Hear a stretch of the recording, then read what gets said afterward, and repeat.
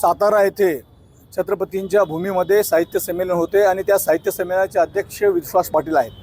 त्या विश्वास पाटलांनी संभाजी नावांची कादंबरी लिहिली आणि त्या कादंबरीमध्ये छत्रपती संभाजी महाराजांबद्दल पूर्ण आक्षेपार्ह लिखाण केलेलं आहे. संभाजी ब्रिगेडची ही भूमिका होती की विश्वास पाटलाला या जबाबदारीवर ठेवूच नये, कारण ते अध्यक्षपदाच्या लायकीचे नाहीत आणि म्हणून कारण अशा पद्धतीचं विकृत लिखाण करून त्यांनी सगळ्या महाराष्ट्राची बदनामी केलेली आहे, महाराष्ट्राच्या संभाजी प्रेमींची बदनामी केलेली आहे. आणि आम्ही त्या अनुषंगानं विश्वास पाटलाला कायदेशीर नोटीस दिली.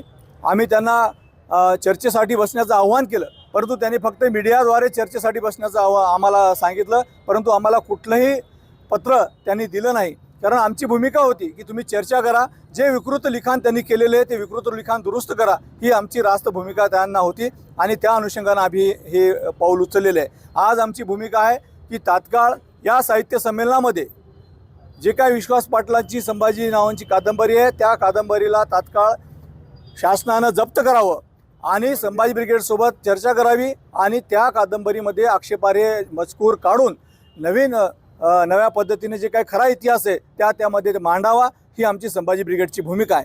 परंतु विश्वास पाटलाने आजपर्यंत याच्याकडे दुर्लक्ष केलेलं आहे.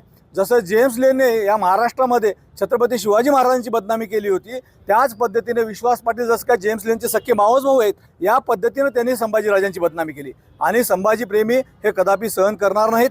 छत्रपती संभाजी महाराजांचा खरा इतिहास घराघरात गेला पाहिजेत, ही संभाजी ब्रिगेडची भूमिका आहे. म्हणून विश्वास पाटलांनी या साहित्य संमेलनामध्ये प्रशासनानं विनंती केल्यानुसार आमची विनंती आहे की साहित्य संमेलनामध्ये विश्वास पाटलांनी जाहीर महाराष्ट्राची माफी मागावी आणि त्यांनी आवाहन करावं की संभाजी ब्रिगेडने जे काही चूक लक्षात दिलेली आहे ती चूक दुरुस्त करूनच आम्ही संभाजी कादंबरी पुन्हा प्रकाशित करू, एवढी त्यांनी भूमिका बजावी, एवढं आमचं मागणं आहे. जर तुमची मागण्या मान्य झाल्या नाहीत तर तुमची भूमिका काय असेल? संभाजी ब्रिगेड महाराष्ट्राला सगळ्यांना माहीत आहे. आम्ही एक छत्रपती शिवरायांचे महापुरुषांची विचारांचे वारसदार आहोत आणि महापुरुषांच्या सन्मानामध्ये संभाजी ब्रिगेड सदैव अग्रेसर राहते.